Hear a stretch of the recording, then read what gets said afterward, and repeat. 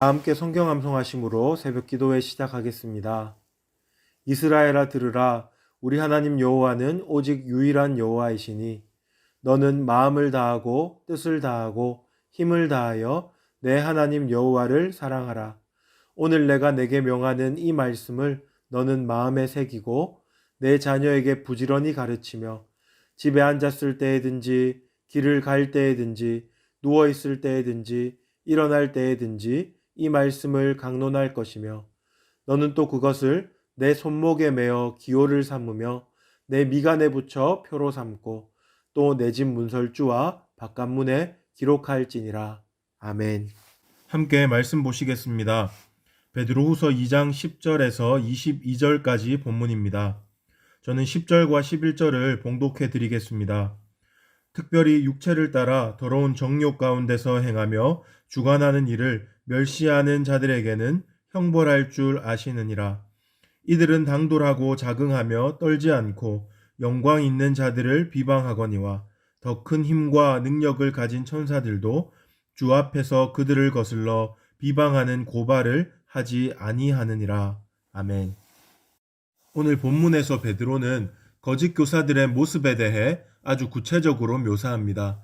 이를 통해 그는 교회를 어지럽히고 잘못된 가르침을 전파하는 거짓 선지자들의 영적 상태가 얼마나 비참한지를 분명히 말해주고 있습니다.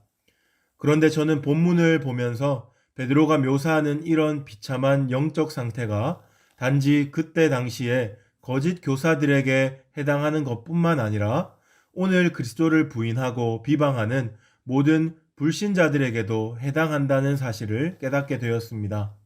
어찌 보면 이것은 우리가 예수 그리스도를 구주로 영접하기 전 우리의 과거의 모습이라고 해도 무방합니다.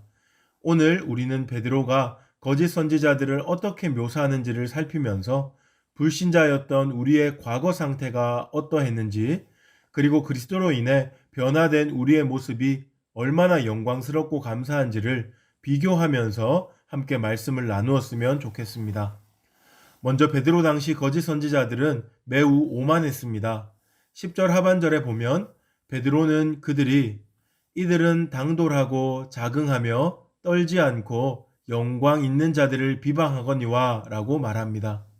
이는 자기 부정과 이타적인 사랑보다는 육체와 욕망을 추구하며 자기 중심성과 이기심으로 똘똘 뭉쳐있는 모습입니다. 오만한 그들은 올바른 질서와 영적 권위까지도 무시하며 자신의 탐욕이 쫓는 방향으로 무한 질주하는 자들이었습니다. 우리는 이들의 모습 속에서 우리가 살고 있는 이 세상의 모습을 너무나도 분명하게 발견할 수 있습니다. 세상의 학문과 가치관 그리고 모든 트렌드라고 불리는 문화에서 우리는 너무나도 쉽게 이기심과 자기중심성이 우상이 되어 있는 모습을 발견합니다.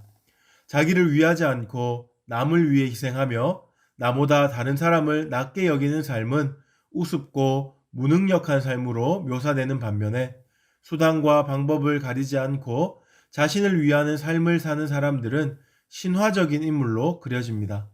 지금 우리가 살고 있는 이 세상은 앞서 10절 하반절에 등장했던 표현 당돌하고 자긍하며 떨지 않는 모습을 멋있는 모습이라고 말합니다. 이것은 한마디로 죄인들의 삶의 방식이며 그들의 행동 양식이라고 할 수 있겠습니다.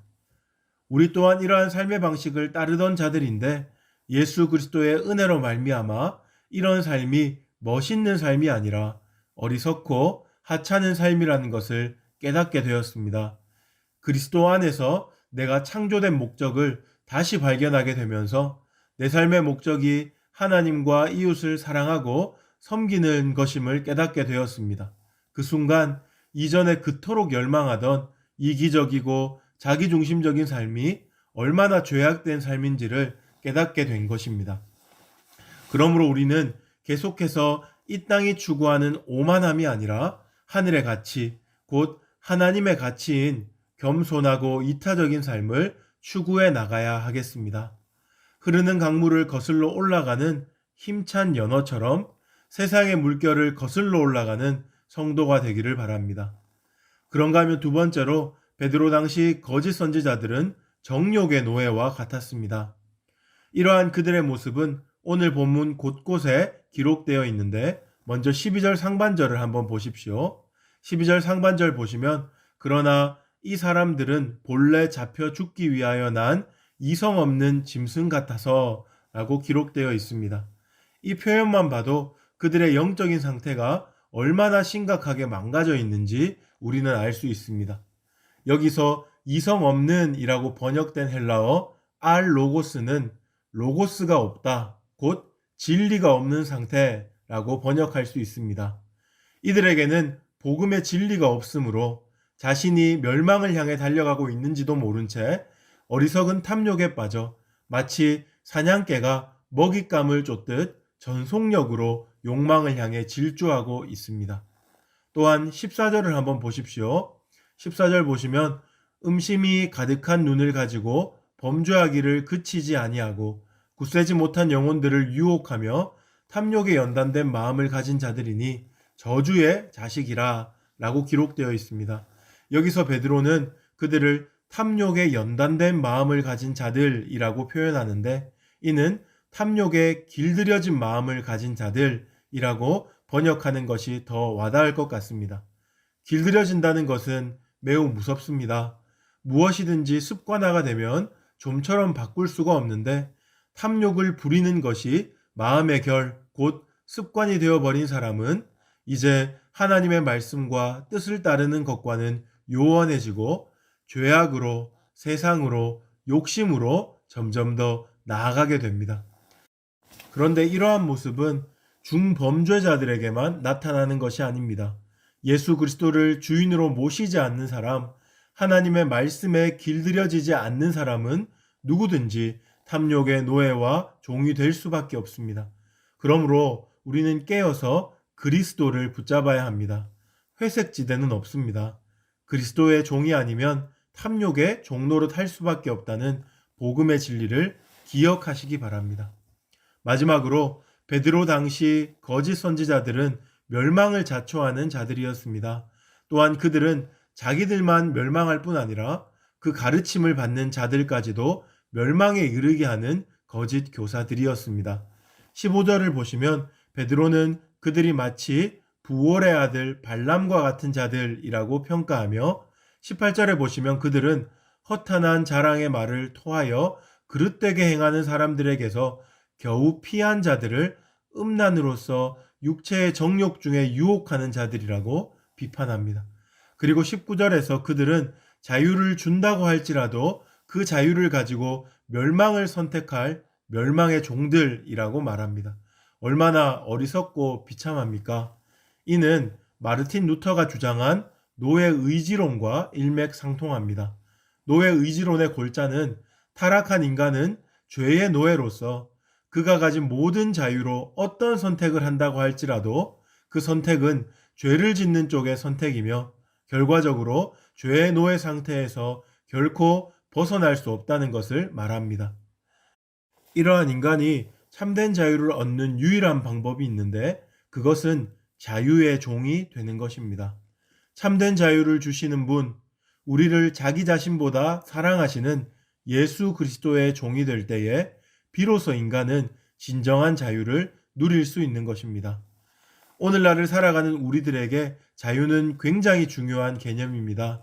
그런데 세상 사람들을 보면 모두 자유롭고 싶은 열망은 있으되 진정으로 자유를 누릴 수 있는 지혜는 없는 것처럼 보입니다. 하지만 우리는 너무나도 분명한 것을 알고 있습니다.